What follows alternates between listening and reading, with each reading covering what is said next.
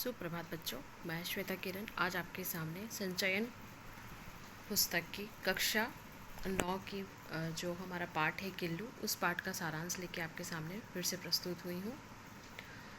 ये जो पाठ है, इनकी जो लेखिका हैं वो महादेवी वर्मा जी हैं। महादेवी वर्मा के बारे में हम लोगों ने थोड़ी जानकारी हमें पहले से भी है कि हमारा जो हिंदी साहित्य है उसमें वो बहुत सारे समय के अनुसार बटा हुआ है। उसी में एक ऐसा कालक्रम है जिसे हम यावाद बोले, छायावाद के नाम से हम जानते हैं। तो जो भी ये जो छायावाद है उसके जो 4 प्रमुख स्तंभ जो कवि थे या फिर आप कवित्री बोलिए, उन 4 स्तंभ में एक नाम महादेवी वर्मा जी का भी है। तो ये जो पुस्तक है या ये जो पाठ है, ये महादेवी वर्मा जी के द्वारा लिखी गई है। और ये जो पाठ है, इसमें उन्होंने एक छोटा सा जो जीव होता है गिलहरी, उसके बारे में उन्होंने हमें इस पाठ में बताया है। और वो जो गिलहरी है वो किसी प्रकार से महादेवी वर्मा जी के पास पहुंचती है और उनका जो उस जीव के प्रति जो प्रेम है वो इस पाठ में दिखाया गया है। तो ये जो प्रस्तुत पाठ है, इसमें एक छोटे से जीव जो कि बहुत ही चंचल और तेज़ गति का होता है, गिलहरी, उसके बारे में यहाँ उन्होंने बताया है। और उसके प्रति जो कवि जो ये जो लेखिका हैं, उनके अद्भुत प्रेम को इस पाठ में दर्शाया गया है।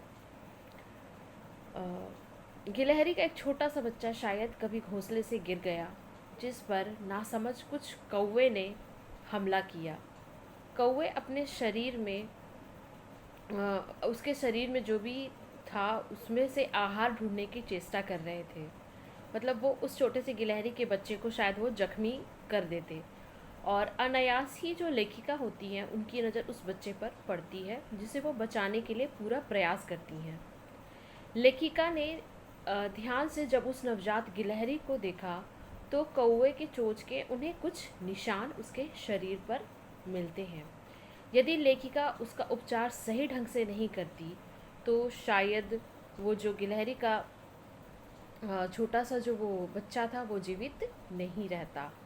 लेखिका उस गिलहरी को जिंदा रखने के लिए रुई की पतली बत्तियों को दूध में भिगोकर उसे हमेशा बहुत ही कम मात्रा में दूध पिलाती थी, ताकि वो किसी प्रकार से जीवित रह सके।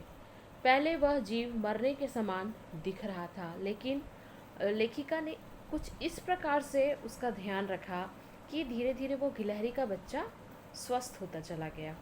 लगभग अभी 2-3 दिन ही बीते थे कि उस जीव ने अपने पंजे हिलाने शुरू किए और फिर लेखिका ने देखा कि धीरे धीरे उसकी उंगलियां और जो पंजे थे वो उसे स्पर्श करने का प्रयास करने लगे। लेखिका ने उसे एक छोटे से डलिये में रखना शुरू किया। लेखिका जब भी उस गिलहरी को देखती तो उसके प्रति असीम स्नेह उनके मन में उमड़ पड़ता था। लेखिका ने उस गिलहरी की देखभाल कुछ इस प्रकार से की कि वो बिल्कुल स्वस्थ हो गया और वो उनके साथ पलने बढ़ने लगा। गिलहरी अब पूरे 2 वर्ष का हो चुका था।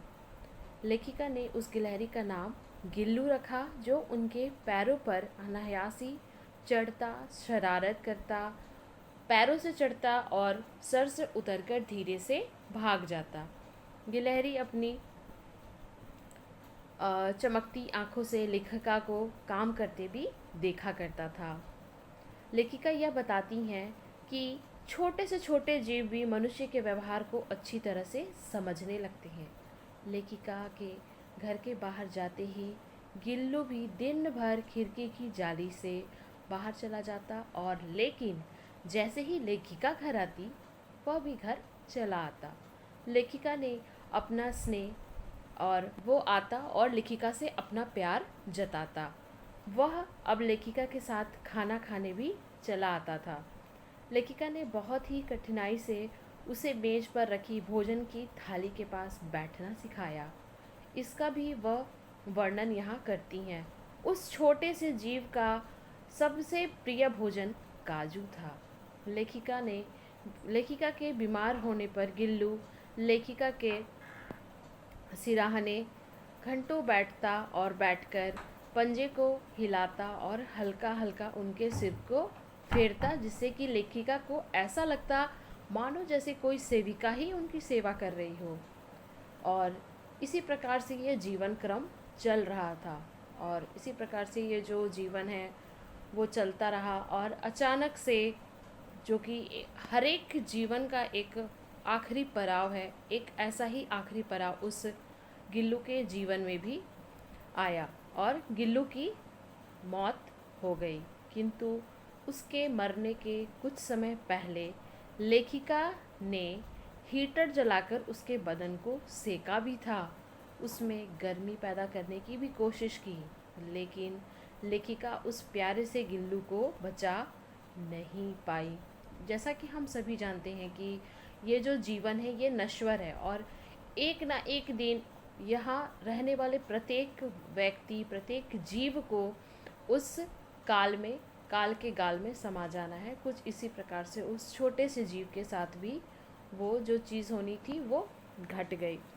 वो जो प्यारा सा गिलहरी था, उसे सोन जूही की लताएं बहुत पसंद थी, तो लेखिका ने सोन जूही की लता के नीचे ही मिट्टी में गिल्लू की समाधि बना दी, और उसे वहाँ पे हमेशा हमेशा के लिए वो वहाँ पर उन्होंने उसे छोड़ दिया।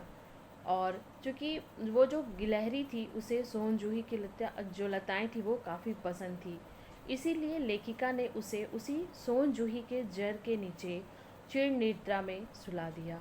छोटे से छोटे जीव के प्रति भी लेखिका जो ये ममत्व है और जो ये स्नेह है, हम इस छोटी सी जो पाठ चर्चा है उसमें हमने उसे अच्छे से देखा।